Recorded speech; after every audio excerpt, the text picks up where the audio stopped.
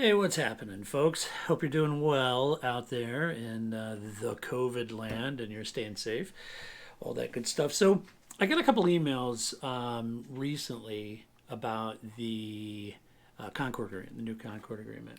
And I was real interested in what your thoughts are because the Concord Agreement, for those of you that are new, this was originally the agreement. It was sort of what you would call a tripartite agreement between the FIA, all the teams, and then Formula One. And this is what governed and bound everybody together in participation, as well as being bound together for the regulations, sporting and technical. So it's really just a one big contract that encapsulates all three entities within Formula One, and that's the manner in which they work. And that was just recently renewed. That was always the biggest challenge when Liberty bought Formula One. They were working on individual contracts between Formula One and the teams because there was a lot of difficulty in getting a new unified Concord agreement. No harm, no foul. The series continued, but this was always going to be a challenge for Liberty to get this done. And I was always really keen to see how well they would do. And as some of the details like budget caps, new technical regulations around the power unit, and all those details, as Liberty started adding these, I would say, Ross Braun led, and not just Ross, but Ross and his team that led technical changes. I was always interested to see the appetite of the teams and whether, how willing they'd be to accept that. But then when you throw in the Hail Mary pass, which is this budget and the redistribution of the prize money, this became the main talking point, as you imagine. Regulations aside, how much money, how much of the prize money these teams get is always going to be an issue at this point. So anyway, one of those issues was around the Ferrari historic participation money that they got, which certainly is understandable if you're not Ferrari, right? So that was always kind of a big issue. But the other thing, I was kind of curious to see how Liberty would get it done. To their credit, they got it done. I won't go into the details because there's very few details of what's actually in the Concord Agreement. But I did get a few emails asking me what I thought about that and what my thinking was. And all of that aside, historic payments, prize money, distribution, sporting regulations, all those sort of things, I was always kind of wondering at what point, if Ross is driving a lot of the technical side of this. It's sort of, in my mind, the last couple of years anyway, it sort of overshadowed what at least we were being told was the FIA's involvement in this process. Traditionally, when Max Mosley was there, they were heavily involved in all the technical and sporting regulations, and it seems like to me that Ross was now heavily involved in that. So, no harm, no foul. But anyway, out of all of this, I was asked what my thinking was about this, and one thing that seems to me to rise to the top of this current situation, and I haven't had a lot of time to unpack it mentally, but the first thing that jumps out to me, folks, is that if Haas signed this agreement, it's through 2025. That means that Gene Haas has recommitted himself and his team and his resources to Formula One for another 5 years.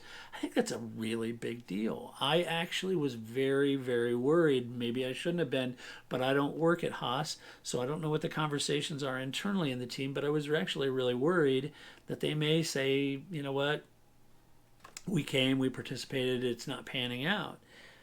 So what that tells me is that Gene is willing to stay in the series, and they're taking. I was reading a piece. It doesn't really matter what website it doesn't matter. I'm not picking on them. That's that person's opinion, and that's fine. But they were sort of, beating them up a little bit about their current performance and being at the back of the grid and all those sort of things, and how much money Gene has put into the series, and how they are not sure how that would be justified. And they were arguing that the B2B opportunity for Haas CNC machines couldn't have been that big of a turnaround. And I don't know. I don't know about that. I imagine a lot of those teams have CNC machines, and they probably have Haas CNC machines. Um, Expanding those CNC machine sales and that B2B sales is a big deal, and the marketing dollars is a big deal if consider. I think the article said that Gene maybe spent 180 million or somewhere in that neighborhood, and okay, yeah, over the years that he's been in, but I think he's probably sold a lot out of that. Is it justifiable? Only Gene knows. I would imagine that it is, or he wouldn't continue to do it. He's a business guy. He wouldn't continue to do it. I think it's great news that Haas re-signed. I think it's great news they're going to be in the series. Yes, they're struggling at the back of the grid right now, but keep your eye also on this whole conversation about customer cars and whether that starts to loosen up the listed and non-listed parts issue. Those are big elements that are being discussed. Franz Tost at AlphaTauri said that he thinks this whole issue of customer cars, this is beyond its sale by date. He thinks there should be customer cars. Frank Williams adamantly against it, always has been, but he himself got his start in Formula One and customer cars. So I think this is a bigger conversation that will knock on over the next 5 years, and there may be a deeper dive into this listed, non-listed parts issue if you consider what Racing Point's going through now and the allegations that copied Mercedes. At the end of the day, you could argue if you were a team, and certainly I probably would be if I was Haas or Renault or somebody. I would be arguing this, that Racing Point copies Mercedes and gets their arguably or allegedly gets Mercedes IP. I don't know that, but maybe they did.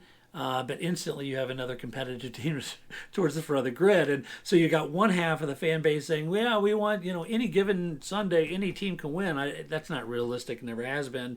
I think that's a silly notion. But having more teams fight for wins is a good thing. Having 3, 4 battle for the championship is better than having one, right? Which is what we have now. So keep your eye on that. I think Haas could look at this very logically, depending on what happens with Racing Point, and saying, "Oh, okay, so all we need to do is copy the Ferrari, Aero, copy their design.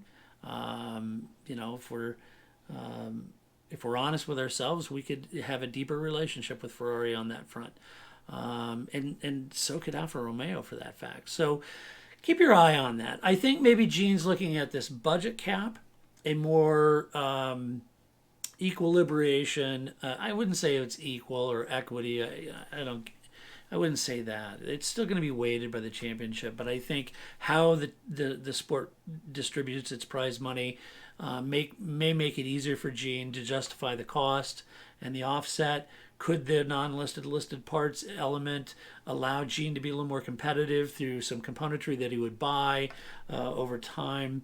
Only Gene knows those. He's in those conversations, so I'm sure he does know those details. I don't, but I'm not here to say I don't know what's going on. Here's what I do believe. I do believe it's great that Haas has signed up.